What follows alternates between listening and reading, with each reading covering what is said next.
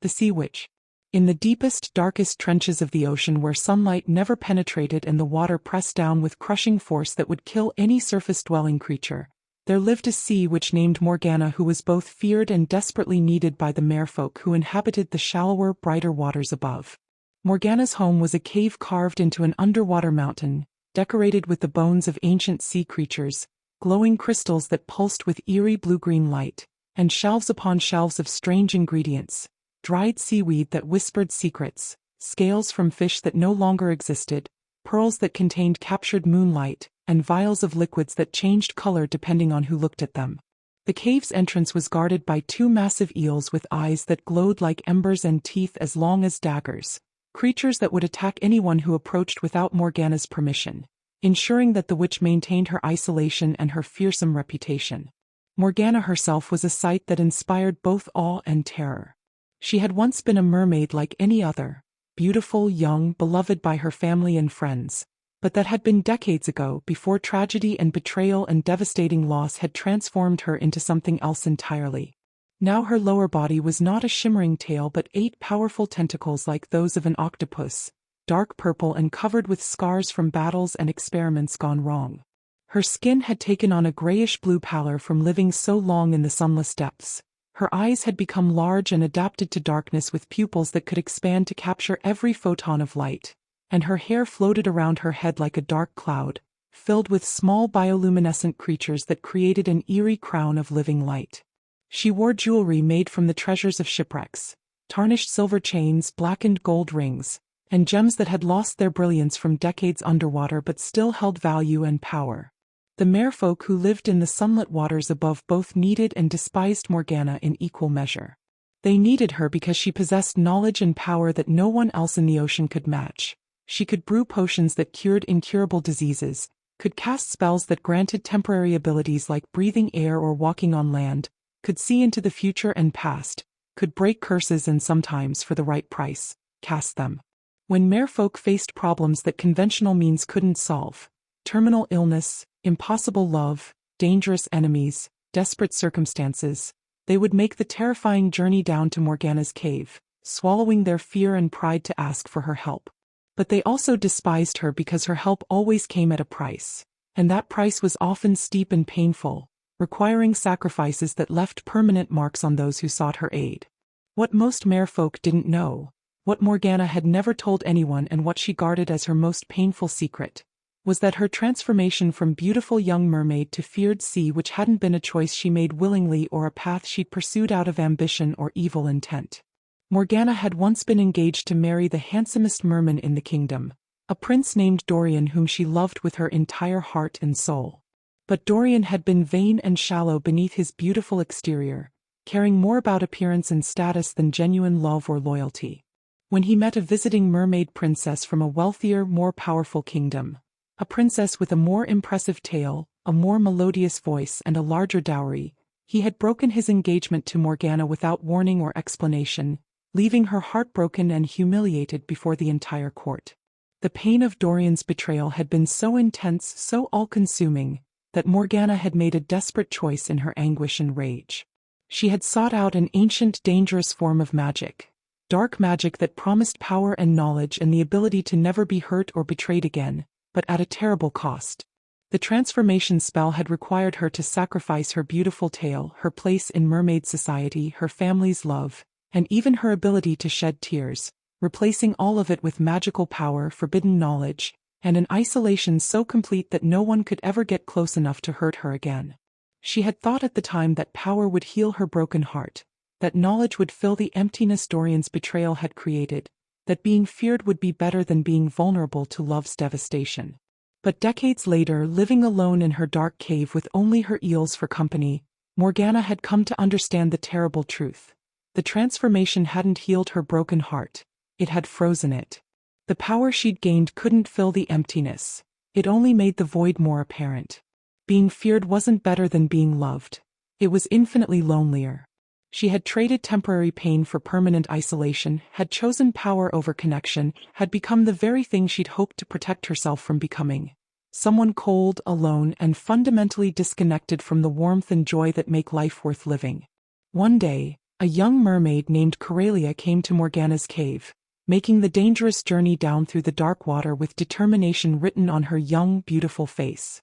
Coralia had heard all the stories about the terrifying sea witch, had been warned by her family and friends to stay away, had been told that Morgana was evil and dangerous and would demand terrible prices for her help.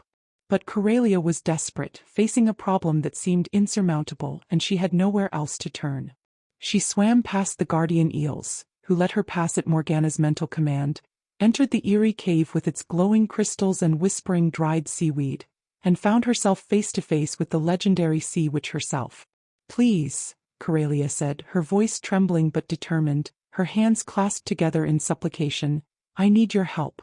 I've fallen in love with a human prince whom I saved from drowning during a terrible storm. I pulled him to shore, stayed with him until he was safe, and now I can't stop thinking about him. I want to be with him, to know him, to have a chance at love with him. But I'm a mermaid and he's human. We live in completely different worlds, and there's no way for us to be together unless I can somehow become human myself. I've heard you have the power to grant such transformations. Please, I'll pay any price you ask, will sacrifice anything you require, if you'll just help me become human so I can be with the one I love."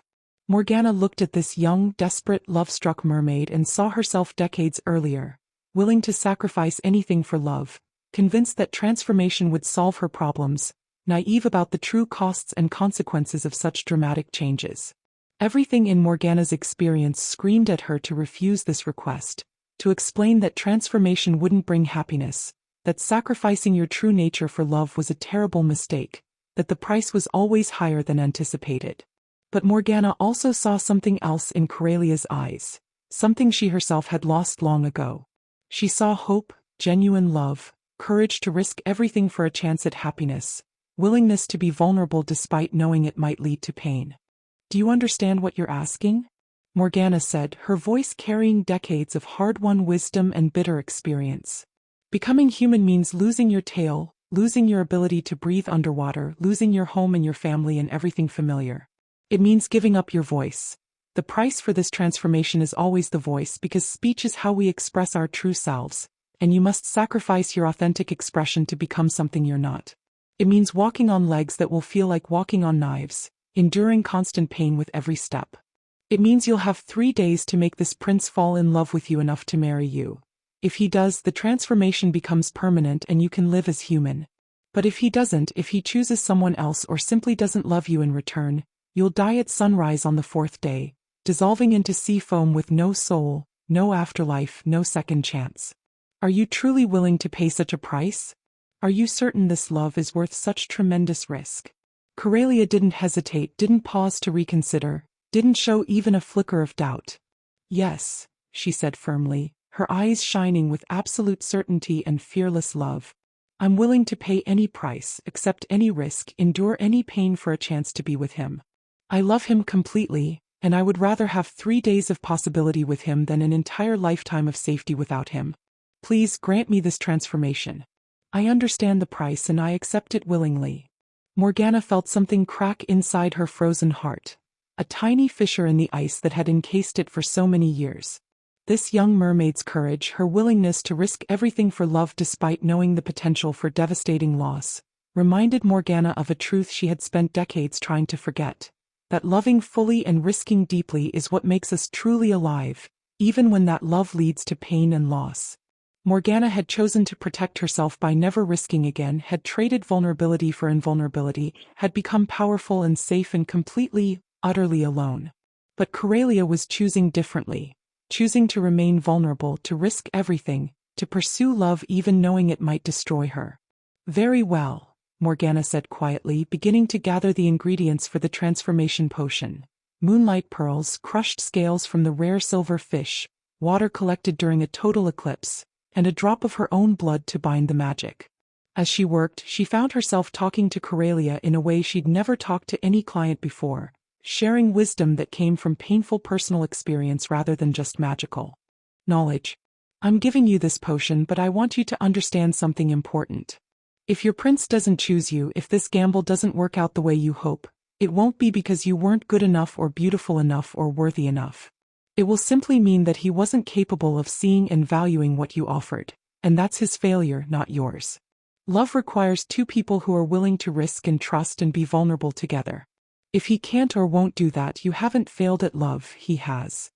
Morgana handed Corelia the completed potion, a swirling liquid that glowed with pale blue light and smelled like salt and roses and starlight. Drink this on the surface at sunset and your tail will split into legs. You'll have 3 days, as I said. But Corelia, one more thing. Don't make my mistake. I chose power and safety over vulnerability and connection after love hurt me, and I've regretted it every day since. If your prince doesn't choose you, if you find yourself facing loss and pain, don't let that pain turn you into someone cold and closed and afraid to ever risk again. Even if this particular love doesn't work out, promise me you won't let one heartbreak convince you that love itself is dangerous and should be avoided. Promise me you won't trade your capacity for joy to avoid the possibility of pain. Corelia took the potion with trembling hands, confused by the sea witch's unexpected vulnerability and the emotion in her voice, but she nodded seriously. I promise, she said. And thank you, not just for the potion but for the wisdom. You're not what I expected. Everyone says you're evil and cruel and heartless, but I don't think that's true at all. I think you're someone who's been hurt and who's trying to protect others from making the same mistakes you made. That's not evil, that's actually quite kind. After Corelia left, swimming up toward the surface with her precious potion, Morgana sat alone in her cave feeling emotions she hadn't allowed herself to feel in decades. She thought about the young mermaid's courage, about her willingness to risk everything for love, about her promise not to let potential heartbreak close her heart forever. And Morgana began to wonder. If Corelia could be that brave, that willing to remain vulnerable despite knowing the risks, could Morgana herself find the courage to reverse her own transformation? Could she undo the choices she'd made in pain and anger? Could she trade power for connection again? Could she risk being hurt in exchange for the possibility of being truly alive? 3 days passed, and Morgana found herself unable to stop thinking about Corelia and wondering what had happened. Had the prince chosen her? Had love triumphed?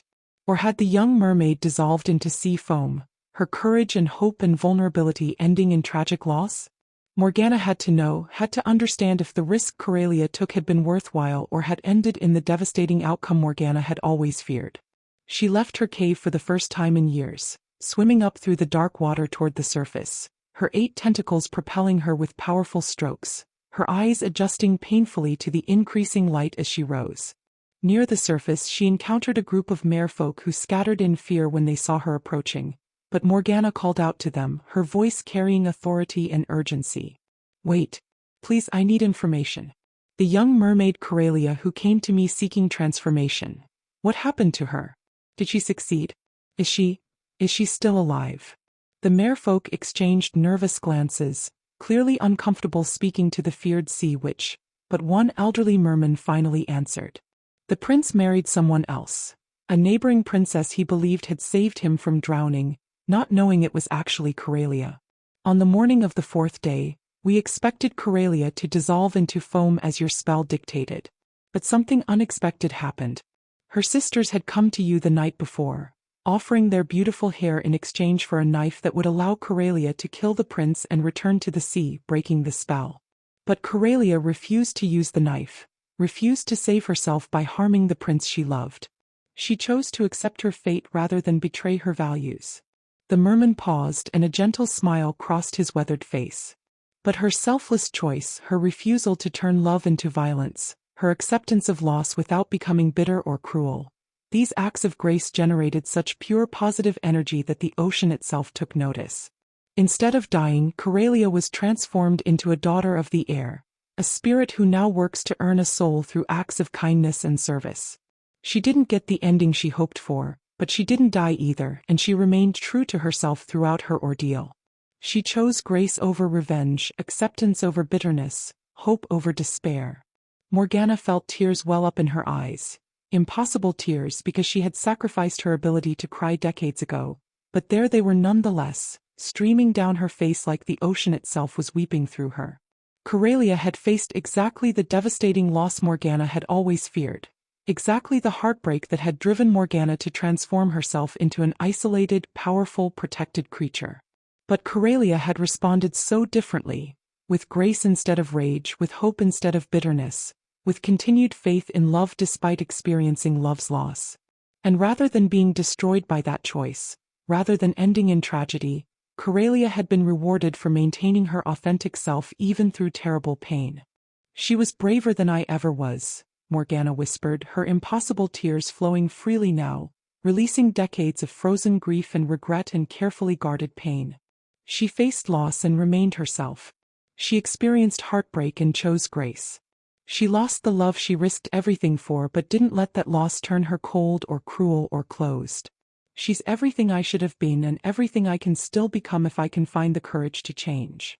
Morgana returned to her cave, but instead of resuming her isolated existence, she began the long, difficult process of reversing her transformation. Not physically, some magic cannot be undone, some changes are permanent, but emotionally and spiritually. She started accepting clients not just for payment but to genuinely help them, offering wisdom along with magic, sharing her hard-won understanding about love and loss and the danger of letting pain close your heart. She began reaching out to other merfolk, slowly, carefully, trying to build connections after decades of isolation. She invited her estranged family to visit, apologized for years of distance and coldness, tried to rebuild relationships she'd abandoned when she chose power over connection. The transformation wasn't easy or quick. Morgana would never get her beautiful tail back, would never return to being the young, innocent mermaid she'd been before Dorian's betrayal. Her tentacles and her darkness-adapted eyes and her fearsome appearance were permanent, constant reminders of choices made in pain that couldn't be completely undone. But she discovered that physical transformation was less important than heart transformation, that external appearance mattered less than internal openness, that being powerful and alone was far worse than being vulnerable and connected. Years later, Morgana's cave was still in the deep dark water, still decorated with strange magical ingredients and glowing crystals, still guarded by the same massive eels. But it was no longer a place of isolation and fear. Young merfolk came not just seeking magic but seeking wisdom, knowing that the sea which understood pain and loss and the courage required to remain open despite heartbreak. Morgana's family visited regularly, grateful to have their sister/daughter/aunt back in their lives even in this changed form. And Morgana herself, though still bearing the physical marks of her transformation, had unfrozen her heart, had chosen connection over protection, had learned that the risk of being hurt is always worth the gift of being truly alive. One day, a spirit of the air visited Morgana's cave, Corelia herself, still working to earn her soul through kindness and service, but radiant with joy and purpose and grace. "Thank you," Corelia said to the sea witch who had given her the transformation potion and the wisdom that came with it.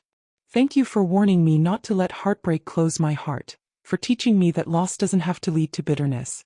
I didn't get the ending I hoped for with my prince, but I got something better. I got to discover who I truly am, got to prove that I could face loss with grace, got to maintain my values even when doing so was hardest. And I've heard that you've transformed too in ways more important than any magic potion could create. You've reopened your heart after decades of keeping it frozen. That takes more courage than anything I did." Morgana smiled, a genuine smile, warm and open, nothing like the cold, calculating expressions she'd worn for so many years. "We taught each other," she said. "You showed me that remaining vulnerable despite risk is possible and worthwhile, and I warned you not to make my mistakes. We're both transforming, both learning, both discovering that the greatest magic isn't the kind you brew in cauldrons but the kind you create by having the courage to keep your heart open even when love leads to loss. That's the real transformation. Not changing your body or your circumstances, but changing how you respond to pain, choosing connection over protection, choosing grace over bitterness, choosing to remain authentically yourself even when that self is vulnerable and capable of being hurt." And in her cave in the deepest, darkest part of the ocean, the sea witch who had once been defined by isolation and fear became known instead for wisdom and compassion, helping others navigate the difficult truth that love always involves risk, that transformation, whether magical or personal, always has a price, but that the greatest tragedy isn't experiencing heartbreak, it's letting heartbreak convince you to never risk loving again. For Morgana had learned the hardest and most important lesson of all, that power without connection is empty, that safety without vulnerability is lonely, and that the courage to remain open despite pain is the truest magic anyone can possess.